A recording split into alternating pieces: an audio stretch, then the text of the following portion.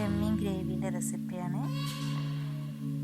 സവാള, വെളുത്തുള്ളി, പച്ചമുളക്, ഇഞ്ചി, കറിവേപ്പില, മല്ലിച്ചപ്പ്, കറുവപ്പട്ടയും പിന്നെ കുറച്ച് പെരുംജീരകം, അതായത് വലിയ ജീരകം.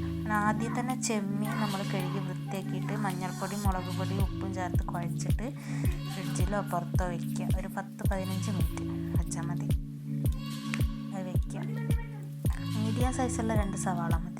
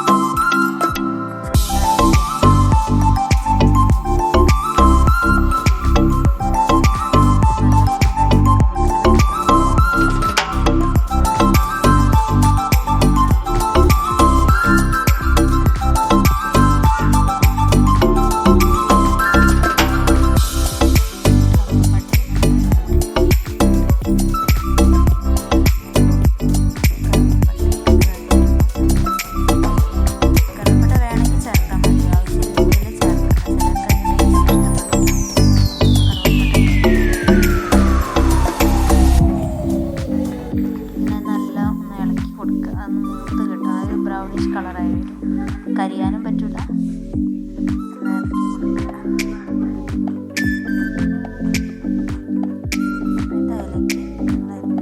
സവാള 2 എടുത്ത് കൂടുതലായിട്ട്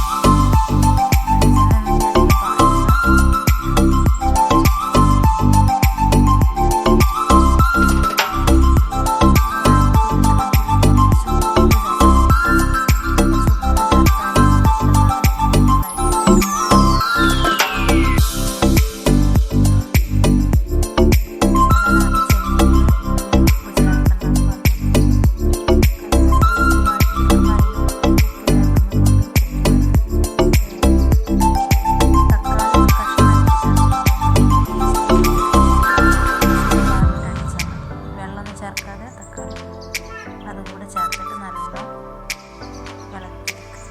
പിന്നെ 1.5 സ്പൂൺ മുളക് പൊടി, എരിവുള്ള പൊടിയാണ് 1.5 സ്പൂൺ ചേർക്കാം. കാരണം പച്ചമുളക് ചേർത്തിട്ടുണ്ട്.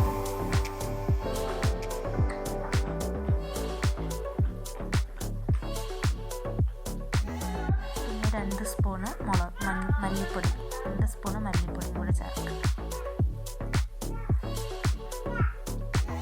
അര സ്പൂണ് മഞ്ഞൾപ്പൊടി ചേർക്കുക. നല്ലൊന്ന് ഇളക്കി കൊടുക്കുക.